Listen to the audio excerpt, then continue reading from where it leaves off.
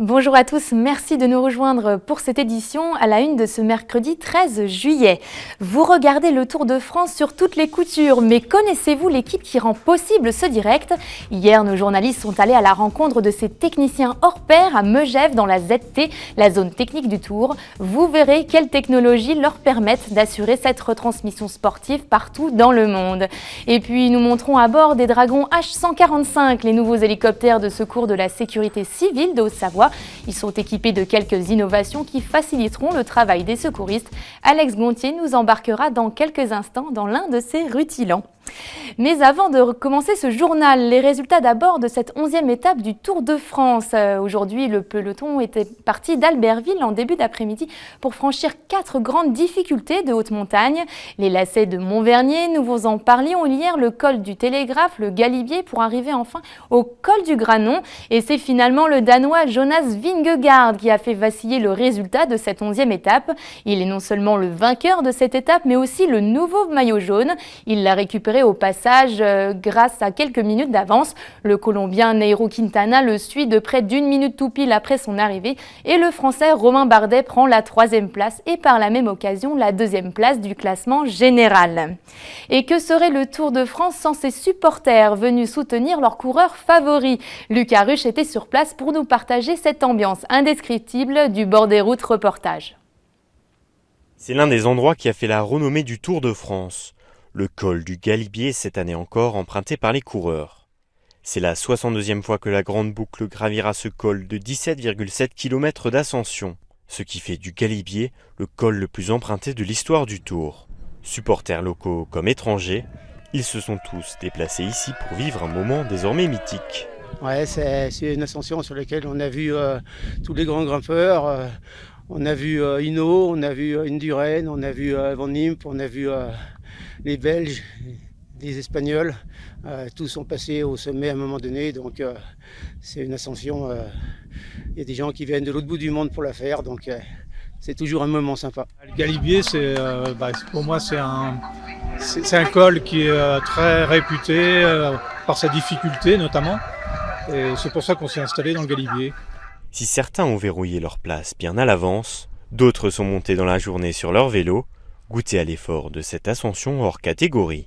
Le Galibier, c'est un col cool. Un col cool. On l'a déjà fait deux fois, d'un côté, de l'autre côté. Et demain, une 3e fois pour aller à l'Alpe d'Huez. On est passé sur les routes juste avant les champions, c'est toujours ça de prix, c'est bien, ça nous met dans l'ambiance avec tous les spectateurs qui sont au bord des routes, c'est très bien. L'ambiance monte d'un cran à un peu plus d'1 heure du passage des coureurs quand viennent les klaxons et brouhaha de la caravane publicitaire.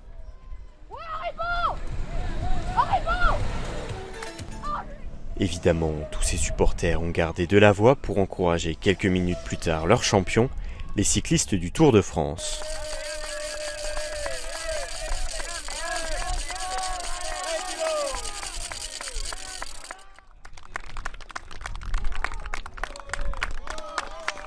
De nombreux camping-cars et de nombreux supporters resteront sur place. Car dès demain, le Tour de France gravira une nouvelle fois le Galibier, mais cette fois dans l'autre sens pour relier Briançon à l'Alpe d'Huez.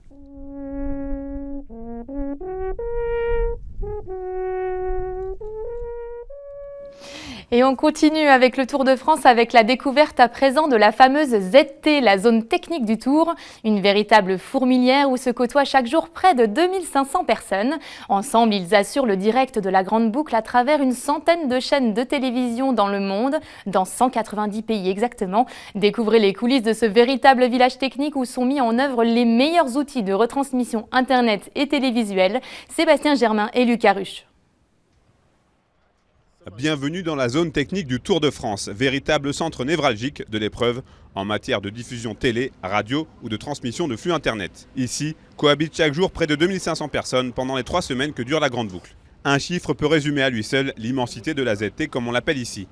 Quand pour la finale de l'Euro de football, 3 quarts régis sont nécessaires, pour le Tour de France, ils sont près de 120, dont celui-ci qui fait office de tour de contrôle. La zone technique sur le Tour de France permet à la fois de recevoir les images qui proviennent des motos et des hélicoptères en course, de fabriquer l'image, c'est-à-dire on fait un habillage, on incruste les temps de passage, les noms, on récupère les chronos des coureurs et puis ensuite on diffuse l'information en temps réel. Donc la grande performance et la grande prouesse, c'est de pouvoir vous donner l'information véritablement en temps réel. Et pour cette 10e étape, les équipes techniques doivent faire face à une réelle problématique. La configuration de la ligne d'arrivée à l'altiport de Megève ne permet pas d'installer tous les camions sur une seule et même zone technique. Nous ne pouvions pas positionner tout ce dispositif sur l'altiport à cause de la pente et à cause de l'espace. Donc heureusement que nous avions ce parking à l'arrière de la zone pour abriter une centaine de camions, sachant qu'il y a une vingtaine de camions directement sur l'arrivée. Donc la problématique, c'est de pouvoir faire communiquer les camions entre eux. Tous les jours, on tire 20 km de fibres pour alimenter chaque camion et leur permettre de diffuser et d'avoir les bonnes informations. On l'a dit, la ZT est un gigantesque carrefour d'échange d'informations. Le Tour de France est diffusé dans 190 pays dans le monde sur plus de 100 chaînes, dont 60 qui retransmettent l'épreuve en direct. Les médias français et internationaux ont donc installé leur studio itinérant sur la zone technique. Exemple avec nos voisins suisses de la RTS. En Suisse, nous on a le Tour de Romandie, mais c'est beaucoup plus petit. Là, c'est x10, c'est x15, je ne sais pas, mais c'est quelque chose d'immense. Par contre, c'est assez facile de s'y retrouver parce que tout est fléché, tout est organisé. Et puis, une fois qu'on a l'habitude, ça roule.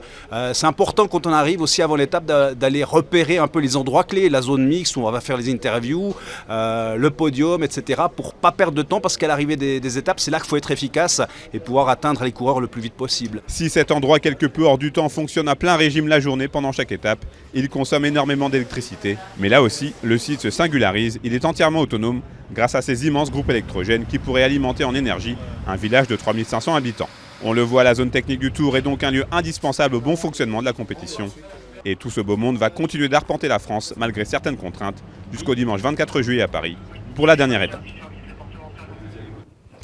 Nous vous en parlions hier. Suite aux attaques du loup sur la commune de Novelle, la préfecture de Haute-Savoie a publié ce mercredi un communiqué nuançant les propos tenus par les associations environnementales. Elle avance que le lieutenant de louveterie qui apparaissait sur les images ne conduisait pas le troupeau de chèvres autour duquel il se trouvait et que ces dernières pâturaient autour de lui, protégées par des parcs électrifiés invisibles sur ces images, qu'il n'était pas en position de tir et que sa carabine n'était pas chargée. Enfin, la préfecture conclut en rappelant qu'aucun loup n'a été tué durant cette opération, une situation qui illustre ce différend historique qui est encore loin d'être réglé. Enfin, avant de se quitter, prenons un peu de hauteur à bord des Dragons H145, les nouveaux hélicoptères de sauvetage de la sécurité civile de Haute-Savoie. Ils viennent d'être livrés pour compléter leur flotte de 35 hélicoptères. Ces deux rutilants jaune et rouge sont plus puissants, plus stables et offrent beaucoup plus d'autonomie que leurs grands frères. Une aubaine pour les secouristes qui vont néanmoins devoir apprivoiser leurs nouveaux engins. Embarquement immédiat avec Alex Gontier. Plus rapide, plus puissant, la flotte des Dragons de la sécurité civile accueillait à Annecy ce lundi 11 juillet ses deux premiers hélicoptères H145. Avec une capacité de charge utile augmentée, une vitesse de croisière plus rapide ou encore un système de navigation de dernière génération, ils vont faciliter les missions des secouristes. Ça va augmenter la sécurité qu'on a au quotidien, dont on a besoin, parce qu'on travaille quasiment tout le temps en montagne et cette nouvel hélicoptère nous offre beaucoup plus de puissance et donc nous permet de travailler dans la tranche 3000, quasiment 5000 mètres puisque le sommet du Mont Blanc est à 4810 avec beaucoup plus de puissance et donc beaucoup plus de sécurité pour les équipages et les gens qui nous accompagnent. Mis en service officiellement à Annecy, ils viennent rajeunir la flotte de 35 appareils de la sécurité civile. Une nouveauté pour les pilotes qui ont dû suivre une formation pour se mettre à niveau. Elle a commencé avec une formation théorique au centre d'Airbus en Allemagne. Ensuite à Nîmes, à notre centre de formation pour la partie vol, mise en pratique et vol. Je parle pour les pilotes. Et ensuite, il y a une partie qui s'est faite en base pour appréhender, pour que tous les équipages puissent appréhender les différences entre les deux machines, mais dans le travail opérationnel, principalement en montagne. Ces deux hélicoptères H145 sont les premiers de cette génération à rejoindre la flotte.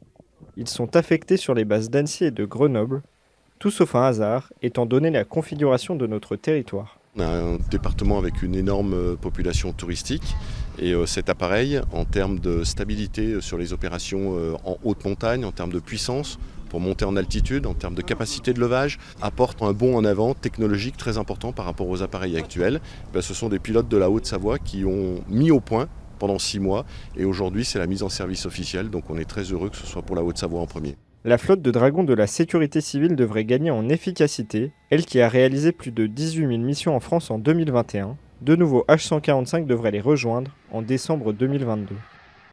Et c'est la fin de cette édition. Merci à tous pour votre fidélité à 8 Mont-Blanc. On se quitte en musique sur ces jolies images de la balade au clair de lune au cœur du village de la Clusaz. Une parenthèse poétique orchestrée par une 50aine d'artistes venus égayer cette soirée étoilée.